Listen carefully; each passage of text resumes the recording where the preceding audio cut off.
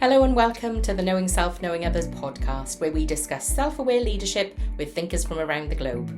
I'm your host, Nia Thomas. Join me as we talk to today's guest. I'm joined today by Radhika Nair, and I really do feel like I'm in the presence of a bit of a celebrity because I've seen Radhika's name on really important documentation and really important things that have been happening in the National Health Service in the UK for quite some time. So I'm really looking forward to this conversation today. So Radhika is a Chartered Fellow of the Chartered Institute of Personnel and Development with over 2 decades of strategic HR and organisational development experience. She's worked in organisations ranging from hospitality, retail, telecoms, charity sector, and the UK National Health Service. She's had a broad range of strategic and leadership experiences, working closely with executive boards and senior leadership teams at a national level, as well as working in frontline service provider organisations. She continues to be involved in the development of a national suite of National Health Service people policies, and she advocates for a just culture principles and restorative practices. And hopefully, she can tell us a bit more about what that means in a minute. She's recently launched her own Activate Culture Consulting to influence and support organizations to create the right cultures to drive their business performance. Radhika, it's wonderful to have you here. Thank you so much for inviting me. I'm absolutely delighted and excited to be here. It's really amazing to have this opportunity to have this conversation. So I first became aware of Radhika and her work when she was leading the NHS Civility and Respect programme. So I was working in the NHS in a speak up role when the NHS Civility and Respect Toolkit was launched.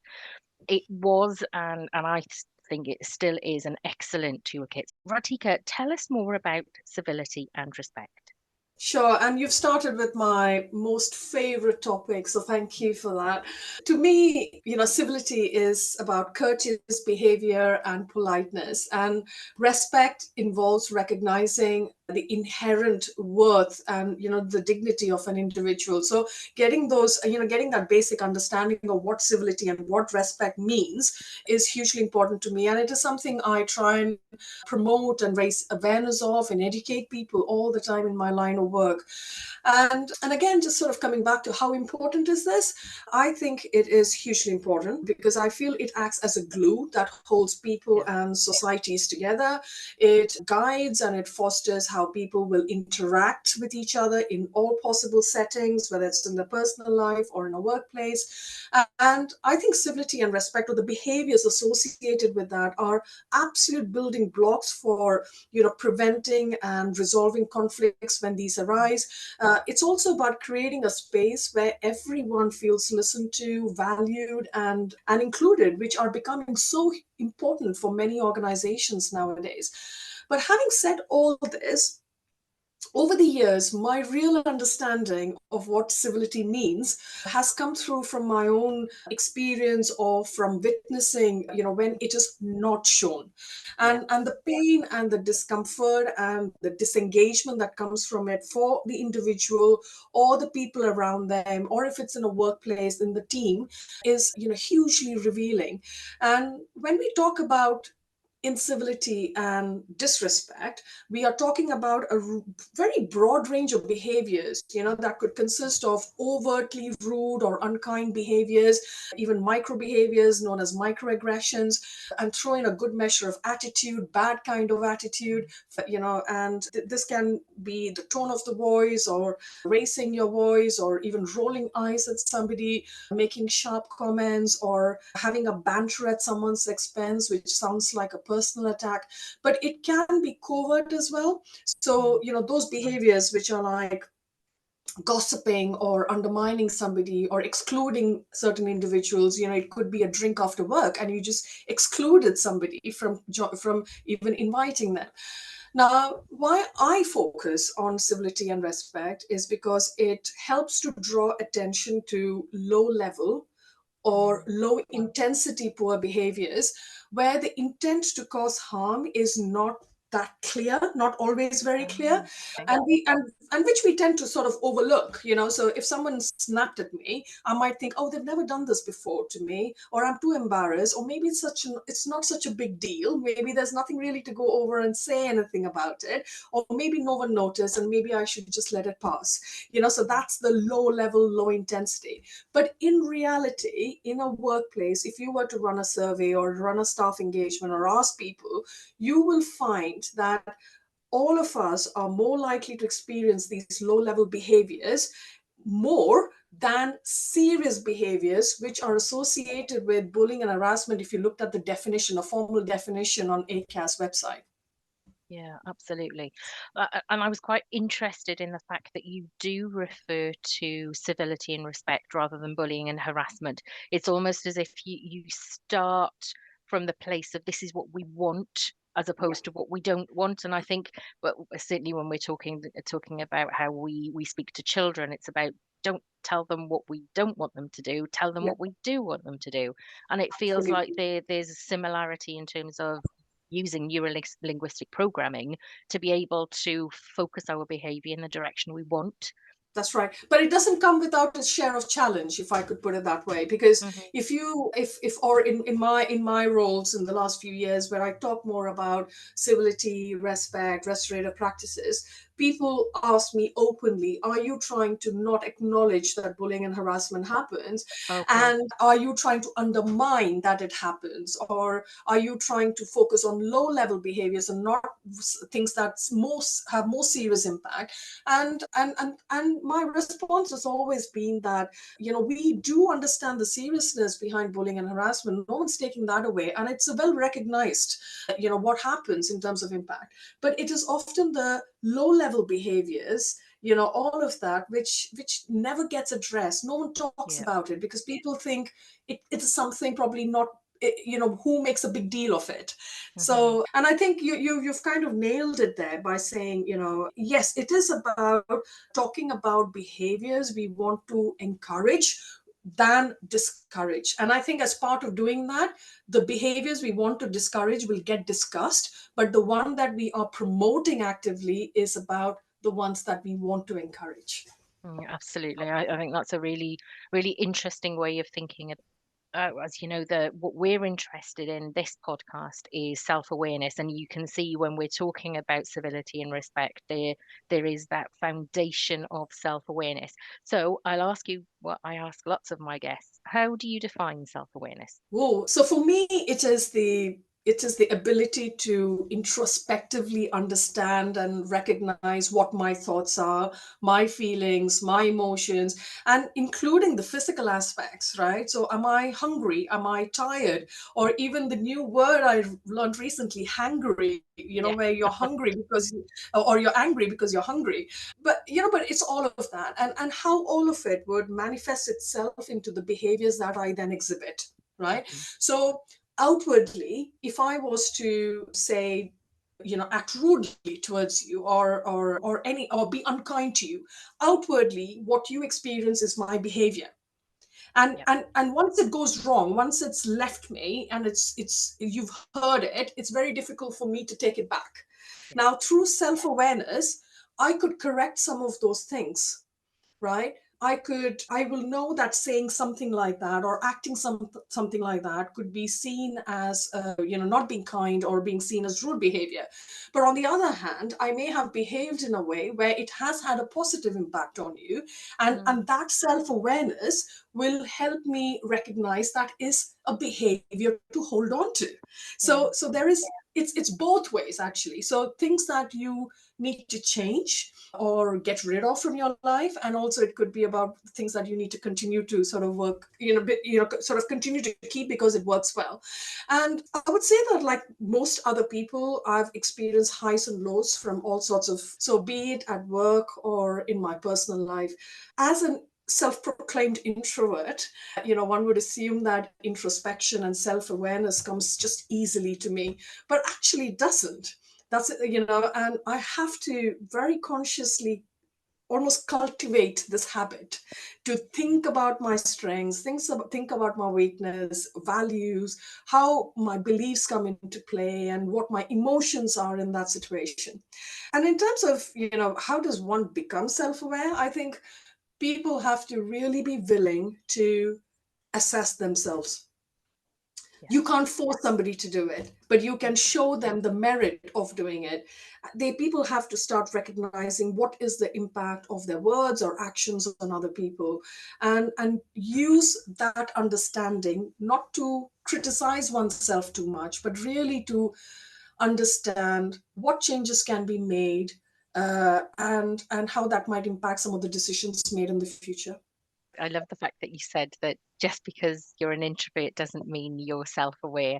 And I think that's so true. I think as an introvert, we are very good at introspection, but my definition of self-awareness has got three layers, which is reflection, which is the internal part. Then there's recognition of your impact and regulation of your behavior. And just because we may be more inclined to do the first part doesn't mean we're any good at the second and the third part. And those are the things, just like anybody else, we have to work at. Absolutely. I'm interested to know, because you've had lots of different roles within people leadership, and I'm interested to know, do you find that there is a connection between an improvement in civility and respect in an organizational culture when there is increased self-awareness? I think at a basic level, self-awareness is something that needs to be inculcated and encouraged in every single person within an organization, Mm. right? So I think it's crucial for sort of the personal growth, for ensuring effective communication between individuals within a team setting. It helps build some really sort of healthy relationships and boundaries as well. And also, I'm going to take it a bit further and talk about it from a preventative lens, what it can do. So it helps to very proactively mitigate when a situation looks like it's slipping out of your hands. So, Mm. that self-awareness really helps. And it helps individuals to understand how their actions and words affect others. It helps us to, exactly what you said earlier, which is regulate our behavior, and also, helps us sort of navigate all sorts of situations, which I think is important, right?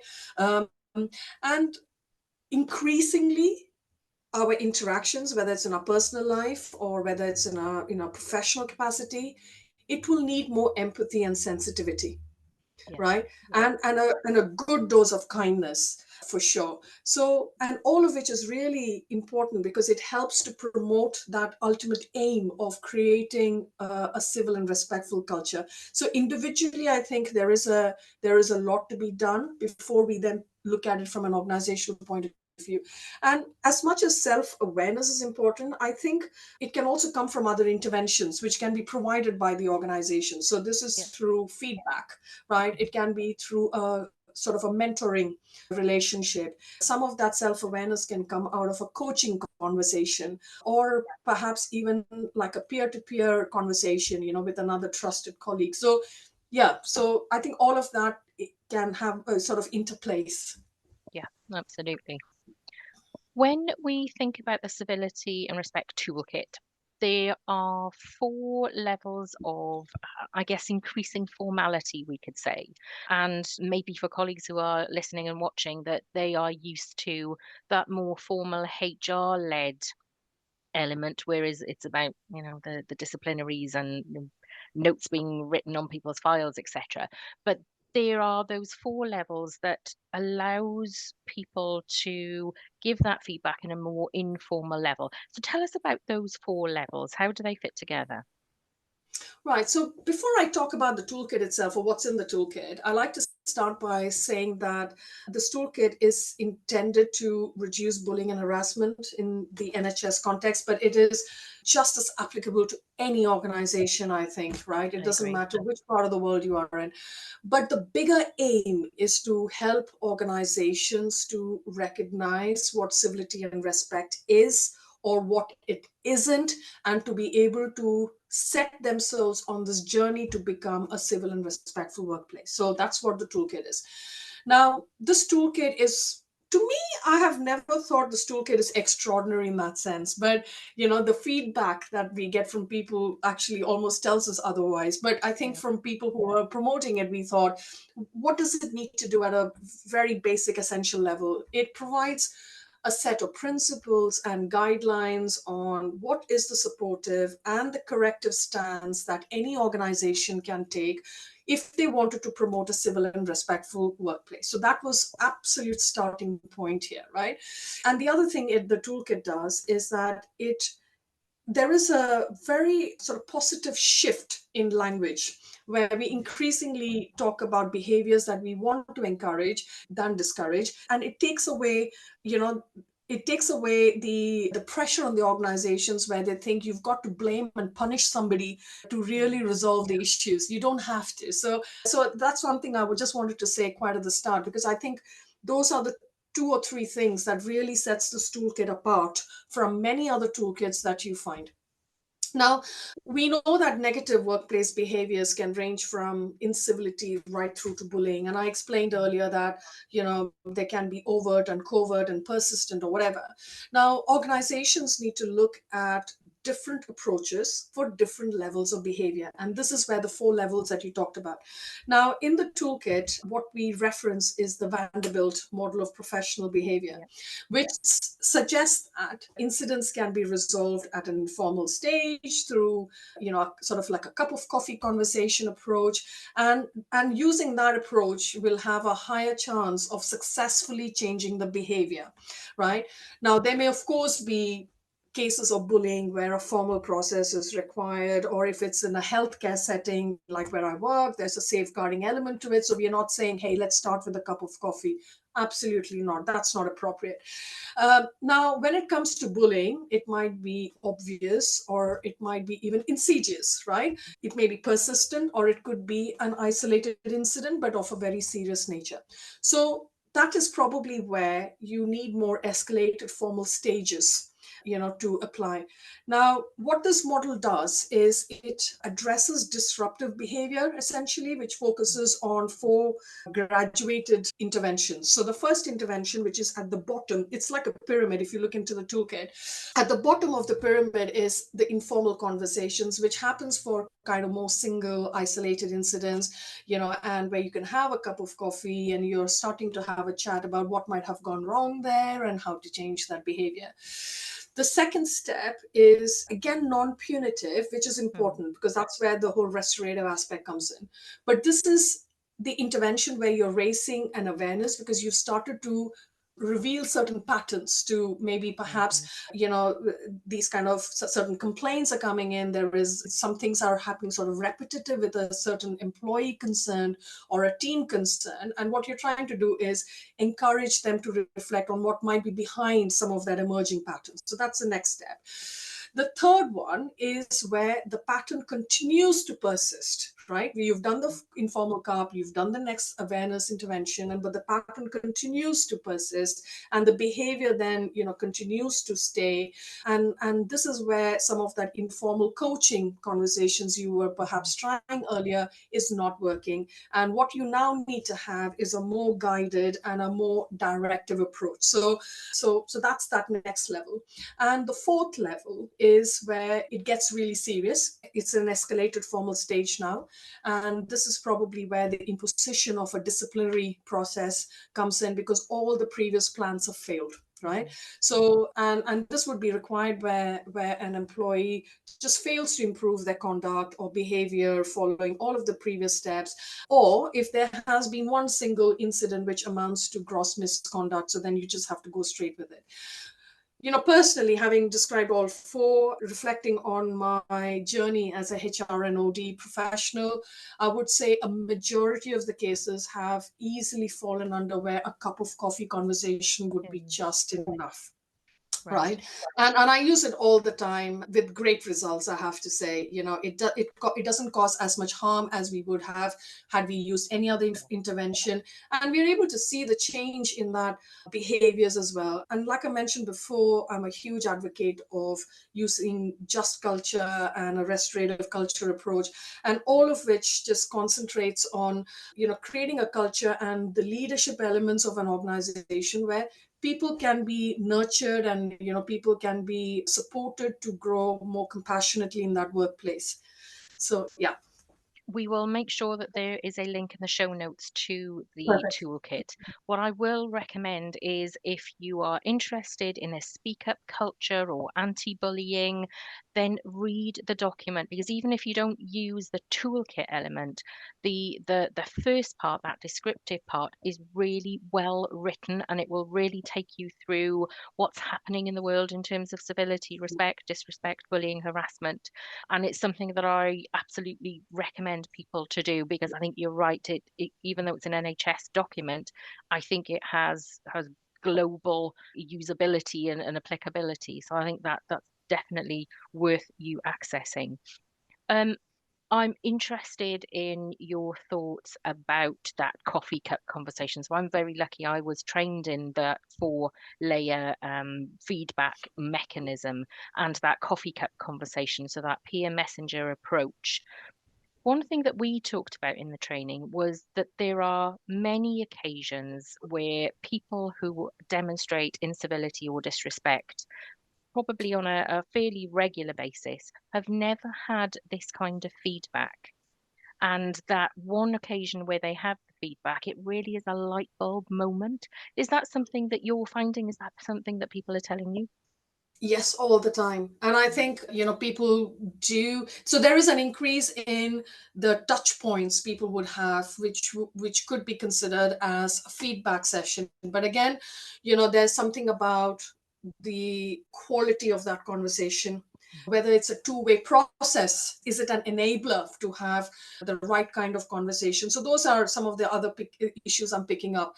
But if there is no feedback, and if self awareness is low in a person, Yeah. then how does one truly become aware of unhelpful behaviors at play and what the consequences of that might be? And I find that a lot of organizations fail to take those early interventions approach, sorting out things as they happen, and then wait for this end of year appraisal conversation to do this big dump of all the things we've been wanting to tell you all year, but we did not tell you.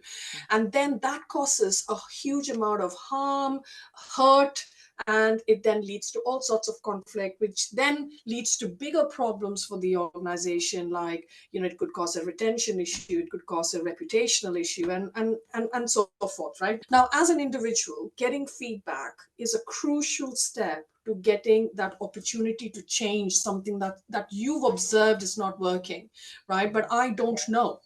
Now, as an organization, obtaining that balance between addressing incivility, which I might be displaying in my behaviors, and which could, if left unaddressed, could Mm.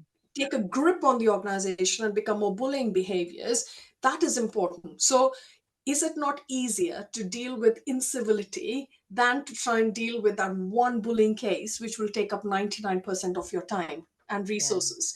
So one absolutely. doesn't quite think like that, and as an organization leader, I would urge all of them to think like that. Also, if there is a focus on low level behaviors of incivility and disrespect, a lot of these, like I said, can be addressed at an early and an informal level. But a lot of managers, I find, do not either have the courage or do not have that interest or do not prioritize such early interventions.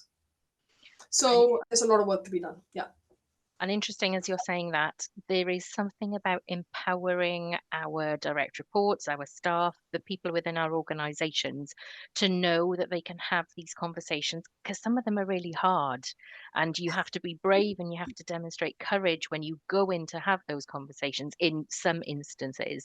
And I think when people don't know for sure whether their leaders in their organization have got their back, that's when it's even more difficult to provide that feedback. So your organizational policies and procedures can say what they like, but if you don't have the people who are living that backup to you as Yeah. somebody who's going in to have a difficult conversation, then that feedback isn't going to happen. And that, as you say, that poor behavior then escalates. And the only time it is dealt with is when it's a significant grievance and there's a bullying issue.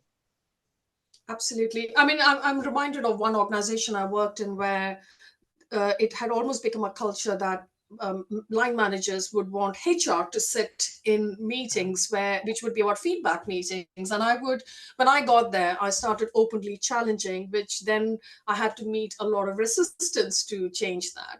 And I mean, over a period of time, we kind of sorted that out through, proper coaching intervention and supporting line managers to gain the confidence that they can. And if you are stuck in a conversation where you don't know how to sort of progress further on it, then HR is always there to help you, but you are the one who's got to front that conversation. But those were very interesting days of meeting that resistance and seeing that people were just simply not kind of willing to put themselves forward to have those conversations. Mm. That links very well with your interest and your support and your ambassadorship really for a restorative approach. Because if we allow something to get to the point where it's become a HR issue, we haven't really thought about the restorative approach, because ultimately when we're in the world of work, we have to, once we've had these difficult conversations, work with these people tomorrow and the day after. So if Yeah. there's no restorative approach, then we're not going to get to that position. So tell us more about your thoughts on a just culture and a restorative approach. So what the just culture does is it's about creating workplaces that's fair, fair to everyone. It takes the focus away from the blame game. So when something goes wrong, you're not looking to you're not going after an agenda where you're trying to pin the blame on somebody, but you are truly creating that safe space for everybody. This is not about pinning the blame, but let's look at what went wrong, what factors were at play, what could have been done differently, and truly taking the learnings away from it. And that is what just culture does, right? And restorative practices is really about, I'm a huge believer that, the restorative practices preserve the Mm. energy of the organization, and conflict burns the energy of the organization. And an organization has to decide where it wants to put its focus on. But Oh, getting restorative practices is hard work, right? yes. It's a hard work. It can't be about just throwing in a few interventions without having put enough thought behind it around how you are going to manage a situation, or how you're going to support managers or people working within the organization in a situation of conflict, right? So choosing your right levels of interventions is important. And there is a method to doing that, which is by looking at your data, looking at, you've got a policy, which is great. It's a statement of intent. At the end of the day, that's the purpose it serves. But what is the process, and where is the harm being caused in how the processes are being played out within the organization? So there can be there can be some right levels of interventions chosen for every organization, which will be different for every organization, but it is hard work. I was having a conversation with Rob Thomas a couple of episodes ago, and he has a background in healthcare, and he talked Right. about something quite similar in terms of risk management and clinical risk, and how actually the reporting of clinical risk isn't about pinning blame. It's about identifying the process, the procedure, where are the gaps, where did things not work out as they should. And it's interesting that as you were talking, there are definitely similarities within behaviors and relationships. It doesn't have to be a clinical intervention, it can just be relationships. So there's definitely similarities within that no blame approach. No blame, supporting people to speak up, and there has got we talk about psychological safety, which Mm. people think, oh, it's a nice thing to have. No, it's a must have, especially in sectors where there's safety and a risk aspect. It's Yeah. really high. Imagine Mm. you're going into surgery and you hear Yeah. things about how the culture within that theater might be. So there is a real need to encourage that speak up and creating that safe space. So tell me what your thoughts are about the role of leadership in leading an organization to being anti-bullying and towards civility and towards respect. So the bullying and harassment is still a significant workplace issue. And this is not just in healthcare. I think this is across all of the different sectors I've worked in. And the way an organization handles issues, it says a lot about its culture and its leaders, right?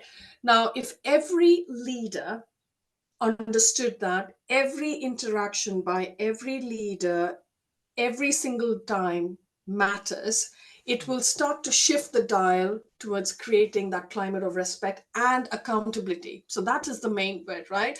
So you may be working really hard to create that climate of respect, but if you do not pin it down with accountability, that's where things start to fall apart slightly. From my experience of having trying to do this in organizations, now a lot of it, like we said, needs to start with self-awareness. So there's a lot of pressure on leaders nowadays. That some of them are working really long hours, heavy workloads across global domains, and in very challenging work environments. But leaders need to understand the reasons behind the negative behaviors at play within their organization.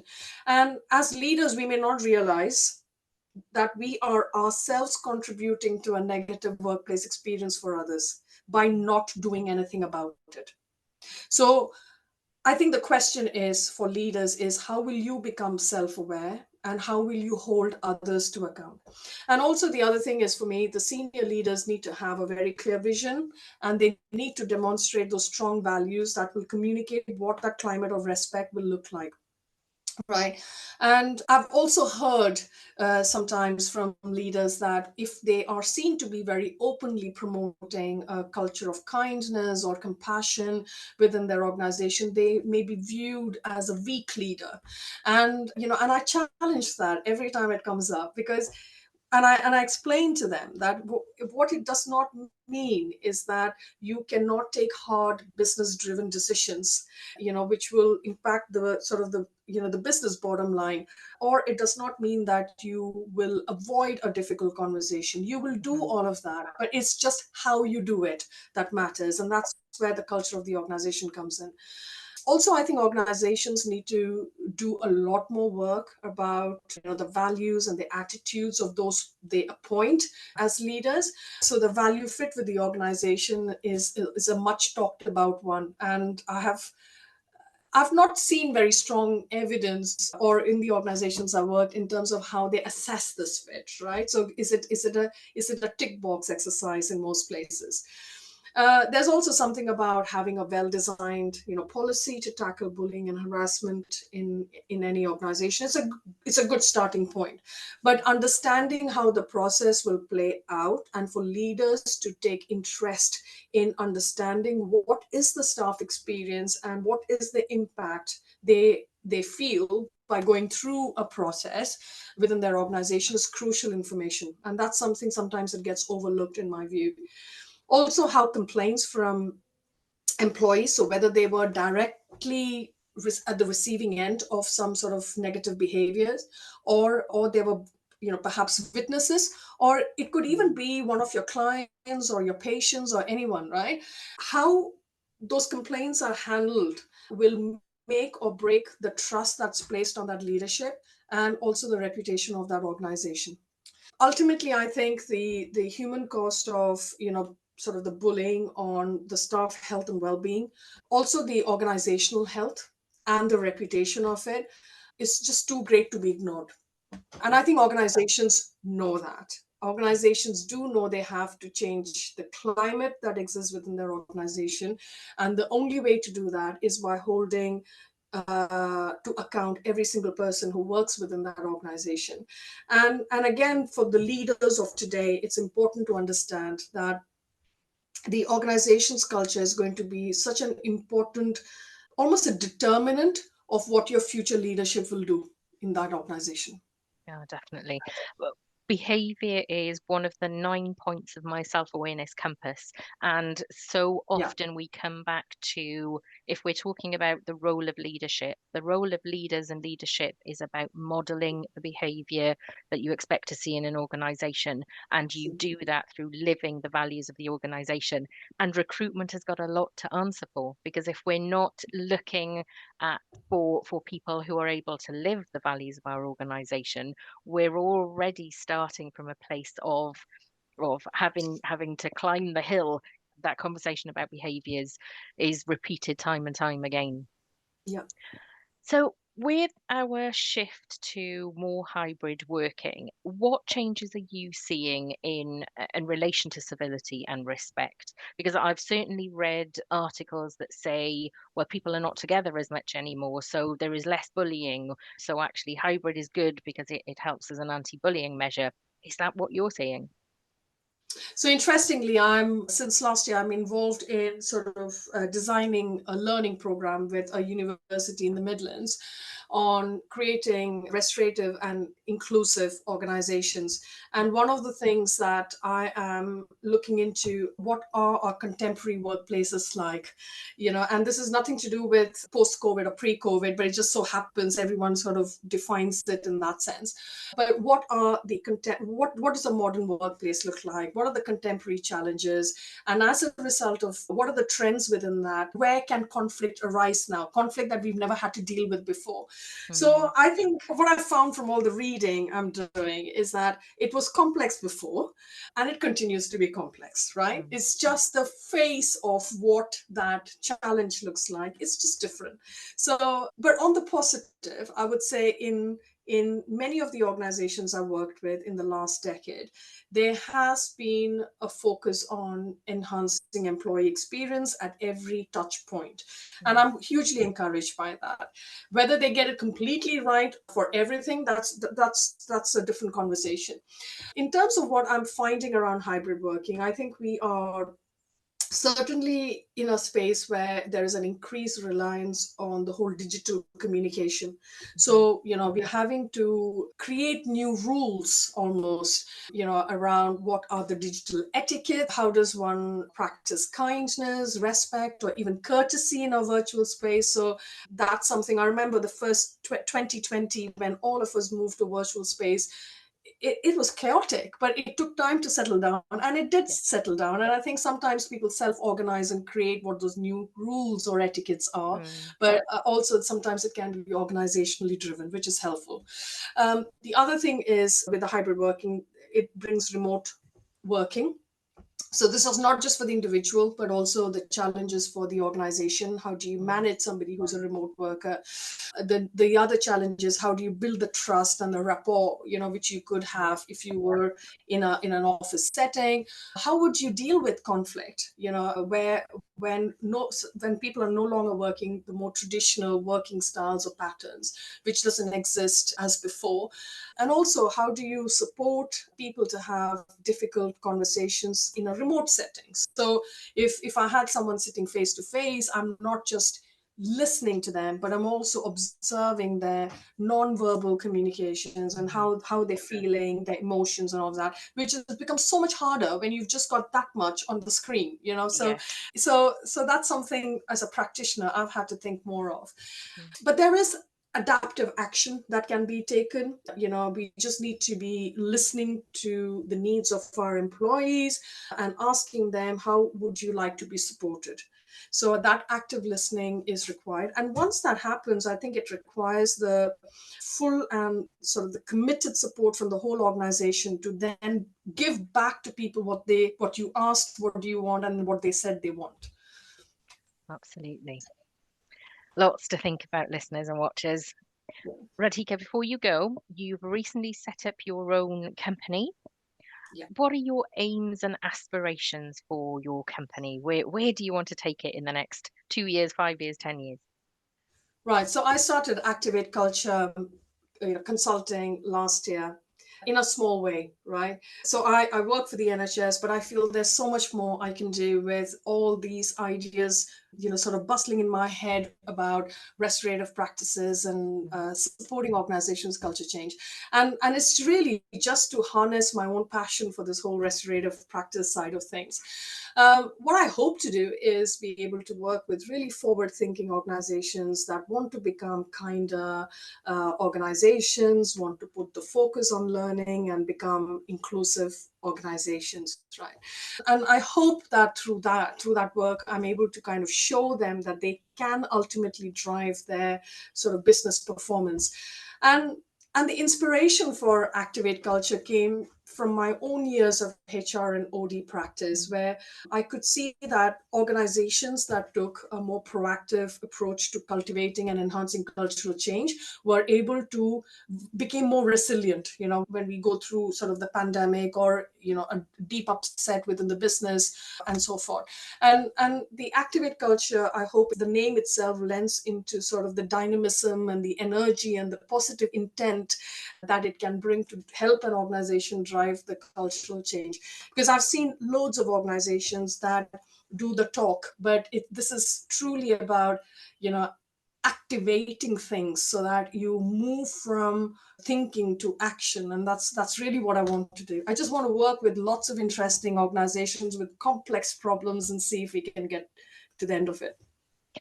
Well, if you're a complex organization and you're looking to become kinder, then you want to get in touch with Radhika. How can people get in touch with you, Radhika? So I'm on LinkedIn and happy to drop a line to you about what that is, or my email address. I don't know what's the best way to share that email address, but we can put it into the show notes if you're happy to share.